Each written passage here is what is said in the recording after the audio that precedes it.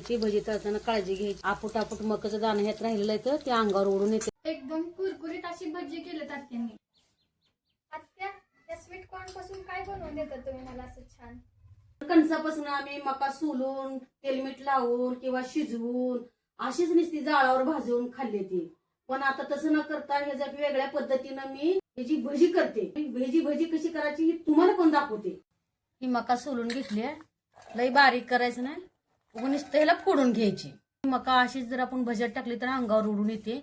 फक्त मिक्सर लावला ना, फक्त एकदा दोनदा चालू बंद करायचं आणि काढायचं. एक अशी मका फोडून घेतली. अर्धी वाटी पोहे येते ही बारीक करून घेते. 5 मिरच्या येत्या, 4-5 लसणाच्या पाकळ्या ही पण टाकून अशी मका फोडून घेतली का लगेच्या लगे पोहे बारीक केलेलं ते टाकून घ्यायचं. कारण पोहे ह्यात घातल्यावर पोहे सगळं पाणी शोषून घेते ह्यातनं. पोहे खायच्या चमच्यानं 2 चमचे बेसन हे पण टाकून घेते.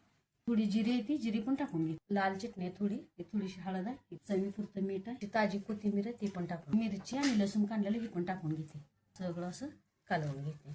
पोहे घातल्यामुळं पोह्यानं ह्याचं सगळं पाणी शोषून घेतलंय. वरचं पाणी घालायचं नाही, हे बरोबर होतंय. असं त्यात सोडा घातला नाही, बेकिंग पावडर घातलं, काहीच घातलं नाही. तेल तापले, भजी सोडून घेऊया. भजी मोठ्या गॅसवर तळाची. भजी तळताना काळजी घ्यायची. आपूट आपूट मकाचं दाणं ह्यात राहिलेलं आहे तर ते अंगावर ओढून येते. असा कलर आलाय, आता काढून घेऊया भजी. एकदम कुरकुरीत अशी भजी केली आत्याने. आजपर्यंत अशी भजी ना मी खाल्ली नव्हती कधी बरं का. घरच्या घरी बनवलेली आणि दिवसभर एकदम कुरकुरीत अशी राहणारी भजी बनवली. तुम्ही पण एक वेळेस करून बघा.